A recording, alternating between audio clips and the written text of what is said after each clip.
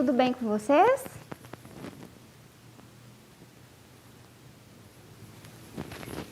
Eu estou muito feliz que estamos juntos para mais uma aula de língua portuguesa. Esta aula foi construída de maneira colaborativa com a professora Maria Isabel Vieira. Para você que ainda não me conhece, eu sou Sara Fernandes, professora de Língua Portuguesa e Literatura aqui na Rede Municipal de Uberlândia. E nesta aula vamos pensar sobre a nossa identidade linguística.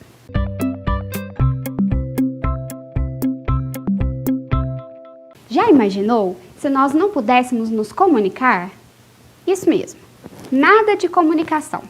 Nem mensagem de texto, áudio, vídeo, telefonema, conversa entre amigos e familiares, nada disso. Você pensou em Libras? Bem lembrado, mas Libras também não. Mímica? Ah, também é uma forma de comunicação. É difícil até para imaginar isso, não é? Na aula de História, o professor comentou com vocês como foi que o ser humano foi se diferenciando dos outros animais e construindo a sua identidade humana. Naquele período, a fala, a linguagem oral, estava se desenvolvendo também e, a partir de então, os seres humanos começaram a formar grupos com os quais puderam compartilhar conhecimentos que favoreceram a sobrevivência e o desenvolvimento da cultura e da identidade humana. Isso mesmo. A linguagem tem tudo a ver com a identidade de um povo. Ficou com dúvida? Calma! Como a língua portuguesa contribui para a construção da nossa identidade, é o que você vai aprender agora. Bem, pessoal, vocês perceberam então que, como o professor de História já havia comentado, a partir da construção dessa identidade humana, as pessoas começaram a se juntar e a formar grupos sociais. Nesse período, então, a linguagem oral já estava acontecendo, mas aí começaram a pensar em outras formas, que pudessem manter a comunicação mesmo que não tivessem presentes. E aí começaram a entender a necessidade da escrita. Esse assunto você deve se lembrar que trabalhamos nas nossas aulas anteriores. Ficou com dúvida? Quer se lembrar? Vamos lá? Vamos ver como então aconteceu? Bom, então, a partir da criação da identidade humana, desenvolvimento da linguagem oral e o compartilhamento de informações e conhecimentos. Como a língua atua, então, na construção dessa identidade? Vamos pensar. Lá na pintura rupestre, uma forma de texto também e de comunicação. A escrita cuneiforme, na Mesopotâmia. Os símbolos adinkra, na África. Os ideogramas, na China. E o nosso alfabeto latino, que usamos, e apesar de ser bem antigo, nos serve tão bem. Bom, então, aqui, nas nossas aulas anteriores, nós temos a presença do desenvolvimento linguístico da identidade humana. Percebemos, então, que aconteceu em diferentes lugares do mundo e em diferentes povos, certo? A língua de um povo contribui para a sua cultura e contribui também para a preservação da memória e a construção da identidade. Bem, pensando sobre isso, nós temos aqui um organograma. Nós vamos pensar que a cultura de um povo, através da sua identidade, o seu fazer, o fazer humano, as coisas que as pessoas praticam, como elas fazem, as tradições, isso diz respeito à cultura. Então, a partir daqui, então, eles têm as suas práticas. Essas práticas são registradas por meio da linguagem, da língua desse povo. E com a língua também é possível preservar a memória e a identidade. A cultura desse povo, então, vai sendo consolidada, vai sendo registrada e serve de vínculo também para as gerações futuras. E olha que interessante, quando uma criança, então, aprende a língua da sua família, a sua língua materna, nós compreendemos que a cultura, então, está vindo de uma geração anterior para esta nova geração. Dessa maneira, a contribuição para a perpetuação da cultura, da identidade desse povo e da memória também dos seus hábitos, tradições, da sua cultura. Então vejam que interessante. A partir da cultura que já é formada pelas antigas gerações, nós temos aqui o fazer humano sendo registrado e ao mesmo tempo acontecendo. A língua, então, ao mesmo tempo que influencia essa cultura que já existe, que já está ali, ela também serve como registro para as novas gerações. E então ela influencia tanto a forma de construção quanto na forma de preservação. Não é interessante isso? Vocês estão fazendo anotações sobre esta aula? Se esqueceu? Pega então seu lápis, caderno e borracha e vamos pensar como você pode fazer as anotações dessa aula. Bem, você vai precisar usar síntese, né? Porque à medida que eu vou falando, não dá para você registrar tudo, isso é impossível. Mas você pode prestar bem atenção e escolher quais partes dessa aula você vai registrar. Vamos pensar nas formas que você pode fazer isso?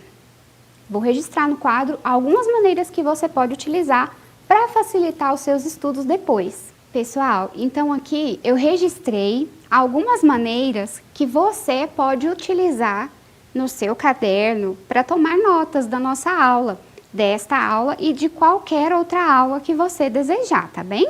Então aqui eu pensei em mapas mentais, alguns organogramas também. Vamos verificar? Quando você utiliza o sistema aqui que é de topicalização, você escolhe uma hierarquia. Isso quer dizer que o seu título, o seu tema central, ele vem primeiro. E aqui eu utilizei o nosso assunto, tópicos, né?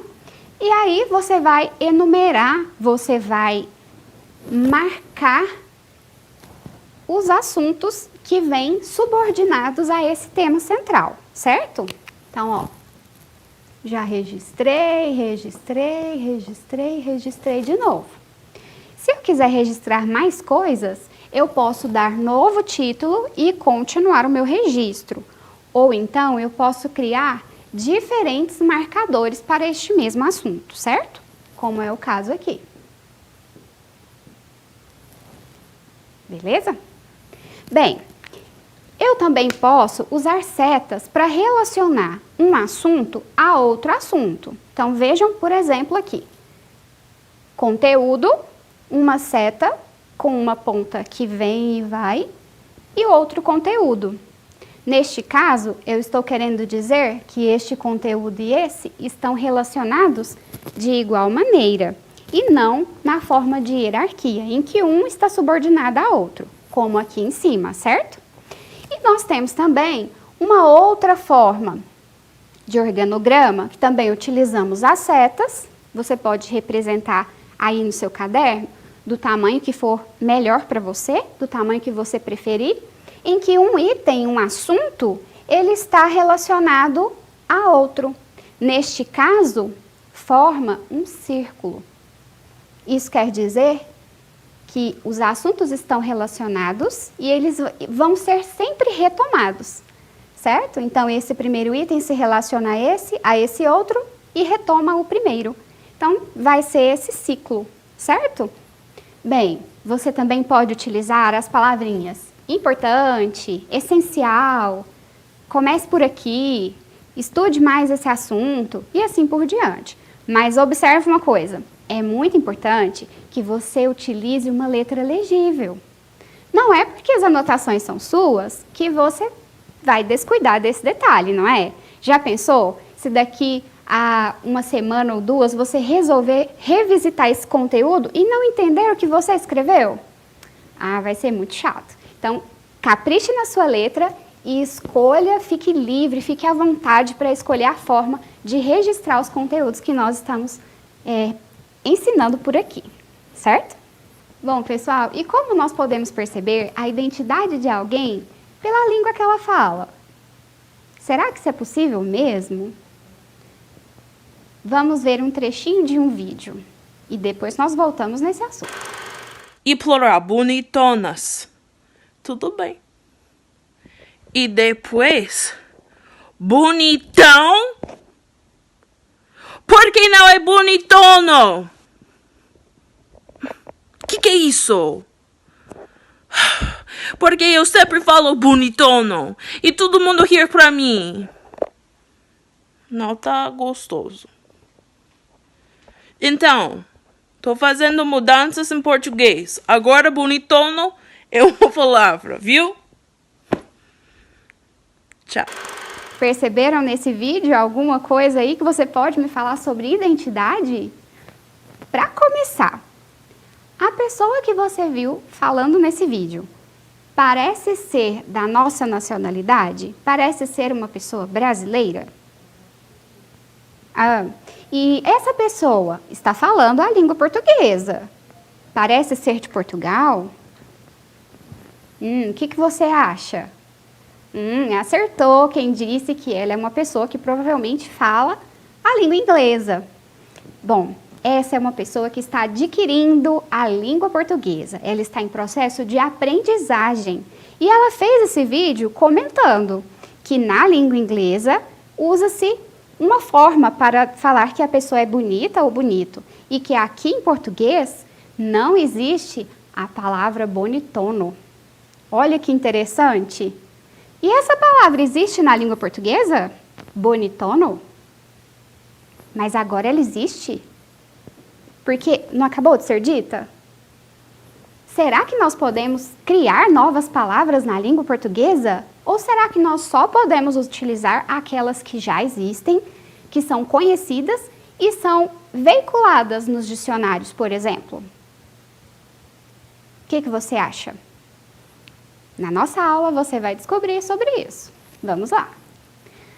Como então nós podemos perceber a nossa identidade brasileira por meio da língua portuguesa? Para falar disso, nós precisamos lembrar de como foi o processo de construção do povo brasileiro e da nossa língua também. Para a construção aqui do Brasil, nós recebemos a contribuição de diversos povos, principalmente dos povos indígenas, que já habitavam todo esse território antes mesmo da chegada dos europeus. Nós recebemos a contribuição dos portugueses, de todos os povos europeus, foi a maior contribuição, principalmente linguística. E aí, depois dos povos europeus, vieram para cá, trazidos contra a vontade, vários povos africanos. A contribuição dos povos indígenas, africanos e os europeus foi muito significativa para que a nossa língua tivesse esse jeito que ela tem hoje. Embora outros países falem a língua portuguesa, é só aqui que falamos desse jeito, com esse ritmo vocal, com essas palavras, com esse vocabulário, porque essa contribuição desses três povos, principalmente, agregou valores e fez com que a nossa língua, mesmo sendo português, se diferenciasse do português falado em Portugal e nos outros 7 países que também falam a língua portuguesa. Vamos ver qual foi essa contribuição? Na contribuição dos povos indígenas, vejam essas palavras. Será que você conhece alguma delas? Tamanduá, maracujá, jabuticaba. A maioria das pessoas conhecem. Vamos pensar. Tamanduá, então, um animal. Maracujá e jabuticaba, frutas. A contribuição indígena para a nossa língua, ela acontece principalmente em relação à nomenclatura da fauna e da flora. Então, nomes de animais, nomes de frutas, árvores e até mesmo em alguns lugares, a contribuição indígena é muito significativa. Vamos pensar agora na contribuição dos povos africanos. A contribuição dos povos africanos para a nossa língua, ela se deu principalmente em relação às práticas e à cultura também. A palavra caçula é de origem das línguas africanas, a palavra moleque e a palavra quiabo também. Conhece mais alguma palavra da cultura africana? Pensou na capoeira? Eu também, penso nela principalmente. Bom, com o passar dos anos, assim que o território brasileiro já estava constituído, a economia também, né, muitos séculos à frente, poderíamos até dizer que a língua já estava consolidada. Recebemos a influência de outras culturas e outros povos também. Entre eles, nós destacamos aqui a contribuição oriental. Aqui na contribuição oriental, temos as palavras caqui, origami e haikai. Conhece algum desses? Vamos lembrar? Caqui, uma fruta, né, que aqui no Brasil não tinha essa espécie, foi trazida para cá pelos povos orientais, os japoneses, principalmente, né? O origami, que é aquela técnica de dobradura, né, em papel. E temos também o haikai. Ah, esse aqui, dessas três, é a minha preferida. Tem alguma preferida dessas três? Eu prefiro o haikai porque ele está relacionado à literatura e é uma forma de poema. Qualquer dia desse, vamos trabalhar por aqui. Bem, e falando de contribuição europeia, de outros povos, né, que não os portugueses, que vieram para cá também e deixaram a sua contribuição, temos a pizza, olha só, o abajur e o toalete, que é uma forma diferente de se dizer banheiro, por exemplo. Mas e a identidade brasileira, então? Será que é possível a gente pensar em uma identidade para todo o nosso Brasil, formado dessa diversidade tão linda, formado dessa diversidade de povos, de culturas e de língua? É impossível.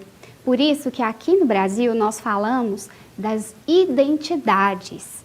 Tem mais de uma quando pensamos em identidade linguística. E isso acontece por causa das variedades linguísticas. O que é isso? Você vai descobrir agora. Vem comigo. Observe aqui esse mapa. Nesse mapa, nós temos diversas pessoas em diferentes posições aqui desse nosso Brasil. Vejam que interessante. Dessa imagem aqui, você consegue identificar alguma que seja próxima da sua cultura, próxima da sua identidade como pessoa aqui do Brasil e como falante da língua portuguesa? Dê uma olhada.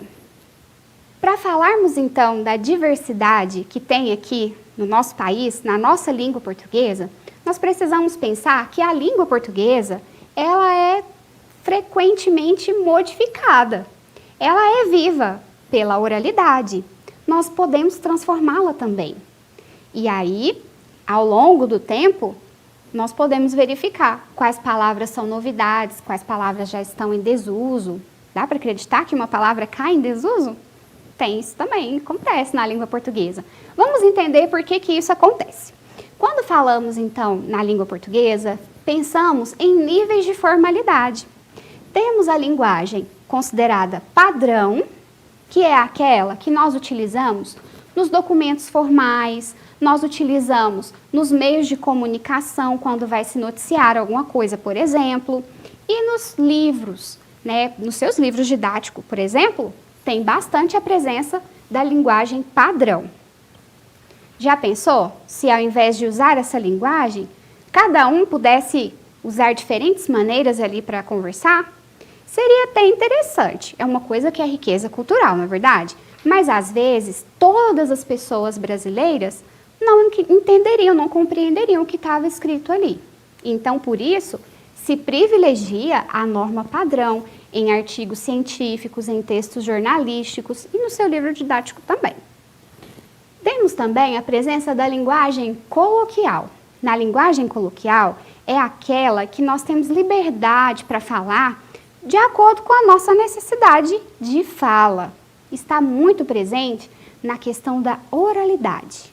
Aqui, você pode pensar na maneira como que você fala com seus amigos, na maneira com que você fala com seus familiares. Você usa, na maioria das vezes, a linguagem coloquial. Falar de maneira coloquial não quer dizer, obrigatoriamente, que você vai usar gírias. As gírias são palavras específicas de um grupo de pessoas que modificaram essa palavra que já existia antes e deram a ela um outro sentido. E aí, essa palavra faz sentido nesse grupo de pessoas. Talvez, se uma outra pessoa ouvir, pode até não compreender. Mas aí, a partir do momento que ela toma conhecimento, toma ciência do significado e do bom uso dessa palavra, ela pode até se apropriar e passar a utilizar essa palavra no seu dia a dia também. E aí, nós temos a presença dos neologismos. Os neologismos são palavras recém-criadas. São palavras que nós inventamos. Mas não é simplesmente inventar qualquer palavra. Porque quando utilizamos a língua, nós queremos nos comunicar. E se eu inventar palavras a todo momento, como as pessoas vão tomar conhecimento? Elas vão acabar não entendendo aquilo que eu queria dizer. Mas os neologismos acontecem sim e com frequência. Lembra do vídeo que nós assistimos? Falando do bonitono? Então, a pessoa que gravou o vídeo falou que agora ela vai mudar o português e vai criar a palavra bonitono. Então, neste caso, nós compreendemos ali o que ela queria dizer, né? Mas o fato dela ter criado essa nova palavra torna essa palavra um neologismo. Esse neologismo, essa palavra recém-criada, ela pode fazer sentido apenas naquele contexto de fala, ou então ser difundida e utilizada por todos os falantes de uma língua, ou por um grupo social que está ali utilizando a fala. Se isso acontecer, esse neologismo acaba deixando de ser neologismo e passa a ser uma palavra da língua portuguesa mesmo. Entenderam como a língua ela muda, ela é viva, ela está em constante transformação? E agora vamos falar dos jargões. Os jargões são palavras que nós utilizamos principalmente em profissões. Imagine que há a presença de dois mecânicos conversando sobre o conserto, sobre o trabalho deles, o conserto ali de um veículo. Será que nós entenderíamos tudo o que eles estão ali falando? Possivelmente não. Talvez você até consiga entender tudo, né? Porque às vezes é um assunto que você domine, é um assunto que você tenha interesse em aprender e tem conhecimento. Eu não entenderia. Então, as palavras técnicas voltadas para as profissões, nós chamamos de jargão. E acontece em todas as profissões. Médico, professor, veterinário, independente da profissão, tem a presença de jargões ali.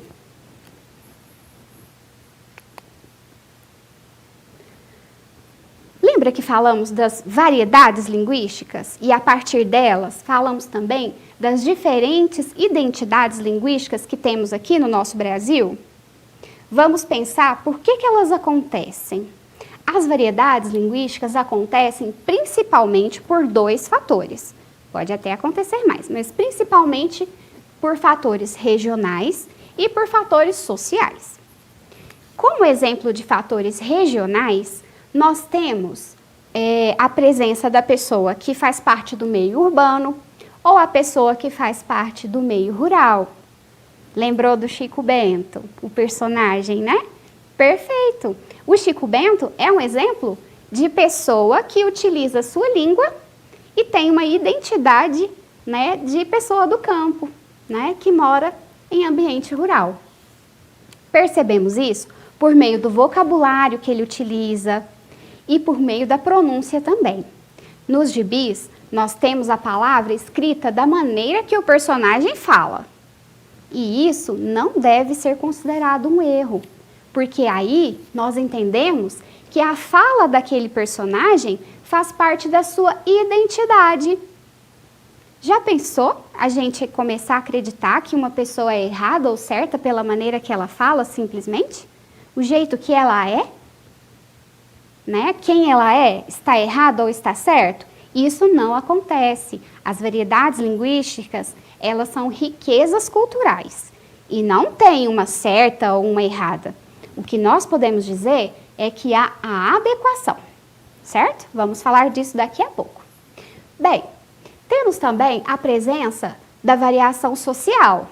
Uma pessoa que é mais velha, ela não vai falar, por exemplo, gírias de pessoas tão jovens como vocês, que são adolescentes. Por outro lado, vocês que são adolescentes não vão utilizar as mesmas gírias que as pessoas idosas falam. Não é verdade? Já pensou numa situação assim? Sua família tem alguma gíria que é só dela?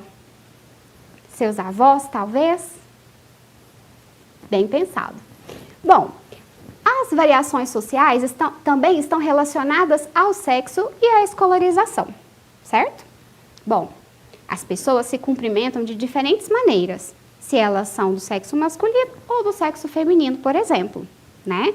As meninas têm um jeito todo delas, né, de cumprimentar umas às outras, e os meninos também. Mas cada um pode se cumprimentar, pode falar, conversar com o outro da maneira que preferir, porque nós sempre temos que ter em mente que as variações linguísticas não é uma coisa que se diz que é certo ou que se é errado. Nós temos que lembrar que as variedades linguísticas, elas são demonstrações da identidade das pessoas. E por isso, nós não corrigimos, não falamos, não julgamos se está certo ou errado.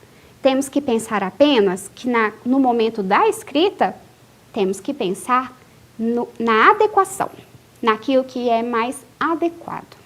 E agora, eu gostaria de ver como ficou o seu esquema, como ficou o seu registro da nossa aula de hoje. Estou curiosa para saber, queria muito ver, hein? Será que você utilizou setas, organogramas? Será que você usou a hierarquização dos tópicos, relação entre conteúdos ou um organograma para registrar as suas informações? Não registrou? Perdeu coisas importantes? Não se preocupe, que agora tem a revisão, a síntese da nossa aula de hoje. É importante lembrarmos, então, que a língua portuguesa é única. A identidade do povo brasileiro é único, mesmo não sendo o único falante da língua portuguesa no mundo. Por que isso acontece? Devido à contribuição de diferentes povos, diferentes culturas e diferentes línguas. Isso fez com que cada um de nós tivéssemos um jeito próprio de se comunicar. Essa diversidade linguística é a nossa marca, é a nossa identidade linguística. Precisamos lembrar, então, que dentro dessa variedade linguística há diversas identidades e que os falantes são livres para utilizar a variedade linguística que melhor atender no momento da fala. E a língua, por meio da oralidade, se mostra viva, dinâmica, em constante transformação. No entanto, temos que lembrar que quando formos utilizar registros escritos, como em documentos, arquivos, veiculação de informação, aí é mais adequado que utilizemos a norma padrão. Certinho?